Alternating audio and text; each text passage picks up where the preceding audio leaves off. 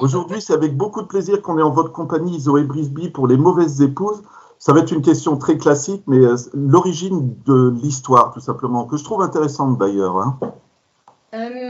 Alors, c'est toujours très compliqué à chaque fois de trouver l'origine en fait d'une inspiration. Je pense que l'origine principale, elle vient d'un voyage que j'ai fait, un road trip dans l'Ouest américain. Et j'ai été très marquée par ces paysages, par les rencontres aussi avec les Indiens. Et c'est quelque chose qui est resté en moi. Et j'ai trouvé que les États-Unis, qui ne sont pas vraiment un pays historique, ils n'ont pas une culture riche d'histoire comme la nôtre, mais en fait étaient riches par ces paysages. Et que les paysages avaient une histoire à nous raconter, notamment tout ce qui est Vallée de la Mort, Grand Canyon, tout ça. Et j'ai vraiment ressenti cette histoire-là en les visitant. Et je me suis renseignée. Et puis après, moi, j'ai une formation d'historienne de l'art. Donc, j'adore l'histoire. Et le côté bombe atomique, et puis un peu, on ne nous dit pas tout sur la bombe. Ouais. J'ai bien aimé en fait, ce mélange-là. Donc, j'ai commencé à faire des recherches. Et petit à petit, cette histoire s'est construite. Les personnages sont arrivés et ça s'est développé comme ça.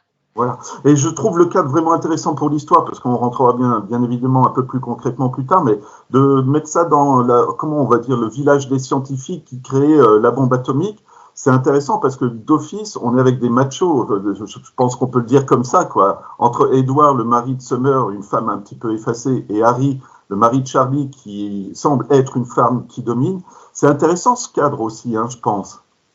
Oui, j'aimais beaucoup que ce soit quelque chose de réel. Pour moi, il fallait vraiment que tout ce dont j'allais parler soit vrai. On peut tout vérifier. J'ai vraiment été hyper carrée. Je voulais vraiment que même les conversations qu'ils ont entre eux, ce soit des sujets d'actualité, vraiment comme si on était plongé, totalement immergé sur la base, et que ce soit à la fois un voyage temporel, puisqu'on revient en 1952, et eux aussi spatial, puisqu'on est avec eux dans la base.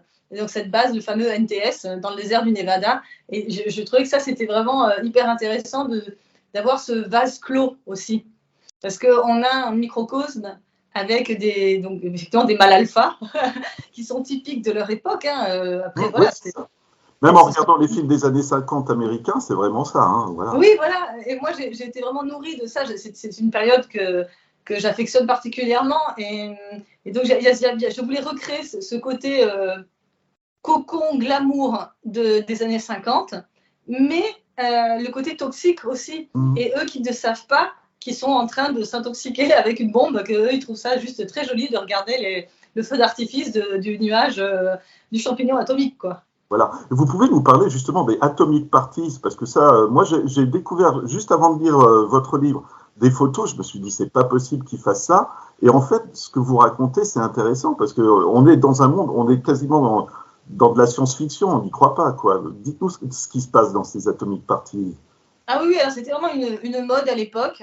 Tout était atomique. Donc, il y a vraiment, parce que c'était idéologique aussi, puisqu'on était en pleine guerre froide et qu'il fallait montrer que les Américains, les États-Unis d'Amérique étaient une très grande puissance qui allait vaincre l'URSS. Et donc, il y avait un côté, on est les meilleurs, on va gagner. Et c'était aussi réconfortant, puisque sinon, c'était une période où quand même les Américains avaient peur de ce qui pouvait se passer. Et donc, le côté glamour et fun, c'était aussi le pendant pour éviter d'être traumatisé par la bombe. Et donc, on avait des coupes atomiques, les cheveux atomiques. On avait les atomic parties, donc c'était des barbecues où on se regroupait le dimanche pour aller voir en famille la bombe qui explosait, mais qui était 2 kilomètres en fait de là, quoi. Ouais. Et donc, on était en plein dans le vent. Et il y avait même la ville de Las Vegas qui publiait son almanach, le calendrier des différents moments où la bombe explosait et que c'était sympa de venir en famille pour aller assister au spectacle. Donc, on a vraiment un côté très, très candide, très innocent à voir ce spectacle. Et puis, c'est ça que je trouvais intéressant aussi, c'était de montrer ceux qui ne sont pas forcément dans le moule et qui se posent un petit peu des questions, de dire mais est-ce que c'est pas un peu dangereux finalement? Et on les regarde de travers parce qu'ils ne sont pas dans la norme, parce qu'ils ne pensent pas dans le cadre, et qu'en fait, penser hors du cadre, c'est aussi remettre en question l'autorité. Voilà. Donc votre histoire, plus concrètement, c'est la vie, on va dire, de Charlie et Summer. Ce sont deux femmes qui sont malheureuses dans leur couple. Et ce que j'ai trouvé intéressant, justement, je reviens encore avec l'aspect froid des scientifiques et du militaire, qui sont respectivement les maris des deux femmes, c'est ce côté froid. Et elles veulent de l'émotion, mais elles ne gagnent pas, elles ne la gagnent pas, cette émotion, quoi. Elles veulent de la vie et de l'amour, tout simplement. En fait, on est dans un monde d'apparence. Et bon, là, on n'est pas très loin encore aujourd'hui du monde d'apparence. On n'a pas beaucoup évolué là-dessus. Ouais. Mais on est vraiment sur l'apparence et on a le clan des hommes, où là, on a une hiérarchie qui est encore plus renforcée par le côté militaire, donc le grade de chacun. Et donc ça, c'est la vie des hommes. Et on a en parallèle la hiérarchie qui se retrouve aussi avec les femmes, la vie des femmes. Et on a la commandante. Elle va être forcément plus importante et plus écoutée qu'une femme de sergent qui va être un sous-fifre par rapport à la commandante. Et c'était drôle de relier en fait ces deux mondes, des hommes et des femmes. Et puis ces femmes-là, en fait, qu'est-ce qu'elles font pour s'occuper, de quoi est faite leur vie, quel est leur quotidien. Et on se rend compte que c'est assez vide. Comme pour quelqu'un qui aspire à plus, comme vous disiez, elle cherche de l'émotion, elle cherche à vivre des choses. Et Summer, elle reste, c'est vraiment la femme parfaite, c'est vraiment la femme au foyer qui veut que tout soit parfait, qui gère la maison, qui ne vit pas. Au final, elle fait tout pour son mari. Il faut que son mari soit heureux, que la maison soit belle pour son mari. Et ça lui paraît logique en plus, c'est ça qu'il faut. Et puis elle a été élevée comme ça. Voilà pour la majorité des femmes, généralement, dans ce village. Hein. Oui, elles se retrouvent toutes pour des activités, elles vont faire du tricot, de la couture, de la lecture, de la marche. Et c'est aussi l'occasion d'avoir des cancans, forcément. On se raconte des trucs les unes sur les autres. Et les absentes ont toujours tort. Et en parallèle de ça, donc de Summer qui fait tout pour se conformer à ce qu'on attend d'elle, mais qui sent bien qu'il y a quelque chose qui lui manque, que sa vie, il y a un vide, mais elle n'a pas forcément l'impulsion, le courage pour sortir un petit peu de cette zone de confort. Elle va rencontrer Charlie, qui arrive en même temps que la bombe Charlie, l'explosion de la bombe Charlie. Et Charlie, elle est tout l'opposé. En apparence, elle est très libre, elle est très indépendante. Et elle va secouer Summer pour lui montrer que la vie, c'est pas forcément ça. Mais on sait qu'on va se rendre compte au fur et à mesure que Charlie, elle a aussi beaucoup de secrets et de fortes fêlures. Voilà. Et c'est aussi comment on va dire, c'est aussi ça a encore d'actualité. C'est intéressant parce que c'est une histoire qui se passe dans les années 50. Mais ce que je trouve intéressant, c'est la façon dont vous parlez de la violence physique sur les femmes et aussi de la violence morale, parce que finalement, c'est une façon de détruire quelqu'un aussi, et c'est ce qu'on voit avec ces deux personnages. Oui, les deux pendants de la violence. Summer, ce sera une violence plus insidieuse, une violence cachée, une violence psychologique. Et c'est vraiment une violence qui se cache, qui se dissimule avec son mari Edward, qui l'appelle ma pauvre Summer. Ah mais tu comprends rien, mais de toute façon n'essaie pas de comprendre, tu vas pas y arriver, tu n'es qu'une femme. Et elle est maintenue dans cet esprit vraiment où on veut la baisser en permanence. Et elle finit par y croire, forcément. Mm-hmm. Et donc, elle subit une violence psychologique sans même s'en rendre compte. Et Charlie, elle, c'est une violence physique qui se manifeste donc par des coups. Et elle subit ça depuis des années. Et il y a vraiment ce contraste entre l'image qu'elle donne, Charlie, qui est vraiment quelqu'un de très fort, très indépendant, qui n'a rien à faire des cancans, et chez elle, en fait. Qu'est-ce qui se passe chez elle quand la porte est fermée? Et là encore, on a le microcosme. Qu'est-ce qui se passe quand on entend les cris, mais on ne doit pas se mêler non plus des affaires des autres, on ne doit pas faire de vagues. Ouais. Et évidemment, on préfère en parler de côté, mais on ne va pas agir. Voilà. Alors, je ne sais pas si on ne va pas trop dévoiler. Moi, je vais le dire comme ça, vous me direz si c'est maladroit, si vous voulez qu'on aille plus loin, mais il y a une grande amitié qui va se faire entre Charlie et Summer. Et je trouve que l'une donne la liberté à l'autre et l'autre donne la liberté à l'une. Donc finalement, c'est intéressant, j'ai trouvé ça très subtil comme approche. Et à chaque fois, le point d'orgue, c'est un essai nucléaire qui les motive ou qui les rapproche, on va dire aussi, hein, et qui, on va dire symboliquement, qui va faire exploser toute l'histoire, quoi. Oui, vous avez vraiment compris. en fait, la bombe atomique est un personnage, on va dire, du roman. En plus, il a des noms, comme vous le dites, quoi. Dirty Harry, c'est impressionnant, quoi. Donc, voilà. Oui, bah, on essaie d'humaniser quelque chose de totalement inhumain, mais bon, ça, c'est très, très courant, hein, on a ça. Mais effectivement, la relation entre Charlie et Summer, elle est très interdépendante et elles s'apportent chacune l'une l'autre. Et ce que j'aimais bien, c'était aussi dans le travail des personnages et dans leur évolution, je voulais vraiment qu'elles évoluent chacune et que l'une apporte à l'autre et que celle qui paraît la plus fragile n'est pas forcément la plus fragile et la plus forte, la plus forte. Et que ce soit vraiment cette interconnexion, cette rencontre en fait de deux âmes qui se cherchaient et qui finissent par se trouver et le mélange est explosif, effectivement. Ouais. Et ce que je trouve intéressant, il y a une très... Moi, je vais dire c'est une scène, mais c'est quand elles vont visiter le village, comment on dit, d'expérience, c'est où on mettait des caméras pour voir le résultat de la bombe atomique. Et quand il y a des poupées, alors je me permets de dire qu'il y a Indiana Jones 4 qui explique ça très bien dans la séquence. Voilà, mais bref, si les gens veulent se renseigner. Et je trouve très émouvant parce que c'est Summer, je crois, qui dit mais regarde ces poupées, c'est nous en fait parce qu'on est coincés et on va fondre parce qu'on va disparaître puisque personne s'intéresse à nous. Et comment on écrit une scène comme celle-ci? Je trouve ça très émouvant et très juste en plus. C'est pas évident, je pense. Moi, j'ai eu vraiment l'impression de le vivre en fait. Donc, ouais. Donc je vis comme les personnages et donc si j'arrive à le retransmettre, tant mieux, l'émotion. Mais là, c'était effectivement, donc la ville test, elle existe vraiment, on peut la visiter encore aujourd'hui. Ah, encore, oui. Ouais, mais bon, faut pas y aller en étant malade, faut pas y aller en étant enceinte, parce qu'il y a des radiations encore aujourd'hui. Et donc, en fait, c'était vraiment une ville qui était une réplique de la base, avec des mannequins, mais qui avait une vraie vie. En fait, il y avait des boîtes de conserve, il y avait des canapés, des mannequins qui jouent aux cartes, une maman en train de préparer le repas avec ses faux enfants aussi. Donc, c'est vraiment, on reproduit exactement la base, et après, on fait tout sauter, on fait tout exploser, et on voit comment ils réagissent. Et on voit l'impact de l'irradiation sur les aliments, on voit... Ils ont même une radio, ils ont vraiment, c'est toute la vie. Et il y a un côté peut-être un peu anecdotique, mais en fait, c'est effectivement, si on le prend de manière plus profonde, on se rend compte que c'est exactement le pendant de ce qu'ils vivent, et qui sont juste à côté, et on les fait fondre à côté, et eux, soi-disant, ils ne risquent rien.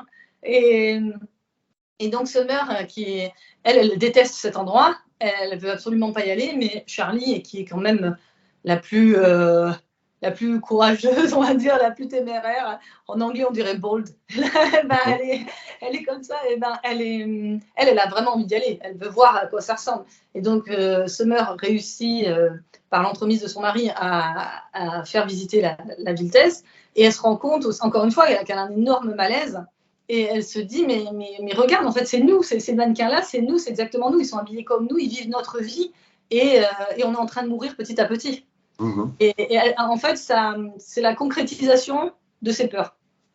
C'est aussi le carcan de la société, parce que je trouve intéressant, vous me dites si on en dévoile plus, mais en tout cas, Summer tombe enceinte alors qu'elle venait de trouver sa liberté.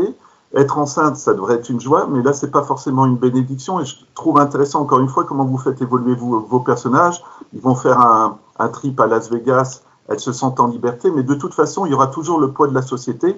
Et je dirais vraiment le carcan des années 50, encore une fois, qui les rattrape. Et est-ce que vous avez vu ça un peu comme une tragédie, votre histoire, quelque part? Oui, en fait, dans toute histoire, il y a un fond tragique, forcément.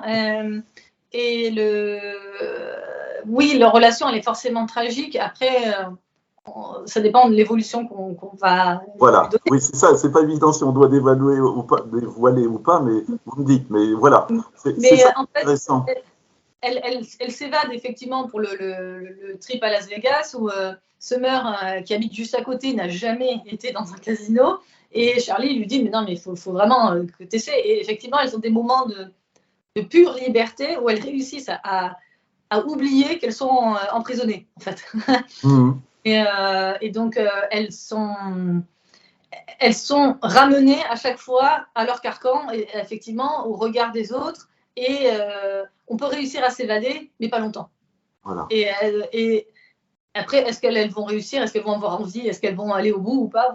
On ne le dit pas. Voilà, c'est ça. Mais je ne veux pas dévoiler la fin, mais ça sera une de mes dernières questions, mais c'est intéressant parce que, comment on va dire, la fin est ouverte en fait, et on a envie de décider si c'est positif ou négatif aussi. Alors la fin, ça a vraiment été une interrogation pour moi parce que, en fait, c'est très rare, ça m'est jamais arrivé, mais j'avais la dernière phrase du roman dès le départ. Je savais que c'était ça, il fallait absolument que la dernière phrase ce soit ça, parce que pour moi c'était l'apothéose de toute l'évolution du personnage. Et donc cette scène, effectivement, elle est très impactante, elle est un peu violente, et on s'y attend pas forcément. Et je voulais qu'en fait ça se termine pas forcément sur un événement, mais sur l'évolution du personnage. Et donc on sait, donc elles deux, on sait Summer et Charlie, comment elles ont évolué, quel chemin elles ont parcouru, mais on ne sait pas ce qui va leur arriver ensuite. Et là, on peut choisir, est-ce qu'on prend la voie A ou la voie B? C'est un petit peu ouvert, mais ça laisse une opportunité de poursuivre dans un tome 2. Ah, c'est ce que j'allais vous demander, justement. Vous, j'imagine que vous savez ce que sera leur destin. Et encore une fois, et je ne veux pas insister sur le côté tragique, mais il y a quand même l'épée de Damoclès, et je trouve ça très subtil tout le long du roman. C'est aussi, il y a les saignements de nez comme ça, parce que tout le monde est content, elle est enceinte. Les saignements de nez, il ne faut pas être dupe, on sait d'où ça vient aussi, quoi, finalement. Hein. Ah bah la santé, ils sont en train de la perdre tous au fur et à mesure, quoi. Sauf qu'il y en a qui le manifestent plus vite que d'autres. Mais oui, et donc là, en fait, pour moi, c'est terminé. Mais il y a une possibilité d'ouverture, effectivement, où on peut se demander la suite. Et enfin, moi, mon éditrice m'a dit, mais t'es sûre que tu veux pas faire une suite? Et je lui ai dit, oh, ben, pourquoi pas au final? Parce que je les aime beaucoup, moi, ces personnages, Summer et Charlie. Je trouve qu'elles méritent aussi d'avoir une suite. Mais c'est vrai que là, j'ai pas mal de lecteurs qui me disent, j'aimerais bien. Alors, moi, honnêtement, quand j'ai lu la dernière fois, quand j'ai lu la dernière fois, je me dis, bah, il manque quelque chose. Et après, je me suis dit, mais c'est très logique, finalement, vous avez raison de finir comme ça. Et il y a un grand sujet, mais je ne veux pas le dévoiler, mais malgré tout, si vous le faites dans le tome 2, je pense que ça sera intéressant parce que ça a été toujours tabou dans les années 50-60. On savait notamment qu'il y avait des acteurs, j'ai pas envie de dévoiler, mais voilà, dont on apprendra les goûts de vie. Et là aussi, il y a ça aussi. C'est intéressant de le mettre dans un cadre militaire. Ça devait être vraiment passionnant pour vous, ce thème aussi. Ah, j'ai adoré. Moi, j'ai vraiment adoré. Parce que j'ai adoré, en fait, comme vous parliez d'une tension, effectivement, tout le long. Il fallait qu'il y ait une tension à la fois psychologique, de cette violence qui est latente, vraiment, et aussi des explosions. Et donc, il y a une tension qui est psychologique et physique, qui renvoie effectivement à cette comme on disait, la double notion de violence. Et je voulais que cette tension, elle soit vraiment tout le temps là. Et que le lecteur se sente vraiment vivre l'émotion en même temps. Et je trouve que cette tension, après, elle arrive vraiment à l'apothéose à la fin. Il fallait qu'il y ait ça à la fin. Et c'est là où on se rend compte, effectivement, la faible et la forte. Et que leur interconnexion qui aboutit à ça. Et à l'écriture, il vous faut un plan, du coup, parce que ça doit être pas facile à gérer tout. Enfin, encore une fois, il y a des choses très subtiles, il y a des choses qui doivent exploser. C'est malheureux de le dire comme ça, mais c'est à chaque fois ça quand même. Et il faut une progression dramatique quand même, quoi. Oui, alors, dans mes romans précédents, qui étaient des comédies, donc qui n'ont rien à voir, je me laissais vraiment porter par les personnages. Je savais évidemment j'allais de A à Z, mais j'avais une certaine latitude. Et là, comme c'est quelque chose qui doit répondre à un cadre quand même historique, effectivement, c'est beaucoup plus, on va dire, construit, élaboré en amont, on va dire, plutôt que construit. Et donc là, je fais tout mon bagage avec toutes mes recherches. Et ensuite, je vois par rapport aux personnages, je construis mes personnages. Et j'aime bien, effectivement, disséminer un peu partout la tension, quelques éléments, comme effectivement les saignements de nez. Et c'est ça qui permet d'avoir cette tension tout le long et l'évolution des personnages. Et là, le prochain roman, donc qui n'est pas la suite, là c'en est un autre, mais qui est dans le même genre que Les Mauvaises Épouses. C'est aussi avec un contexte historique méconnu. parce que j'aime bien les mensonges de l'histoire, moi. Ouais, ouais. Et je trouve que c'est hyper intéressant. Et donc, il y a aussi ce côté historique. Et j'ai vraiment aussi, je crois que c'est le roman que j'ai le plus travaillé en amont. Et où j'ai vraiment été obligée de faire chapitre par chapitre en me disant, il va se passer ça, là, je vais dire ça, je vais dévoiler tel élément. Et là, c'est vraiment le plus élaboré que j'ai jamais fait. Donc, j'espère que le résultat sera à la hauteur.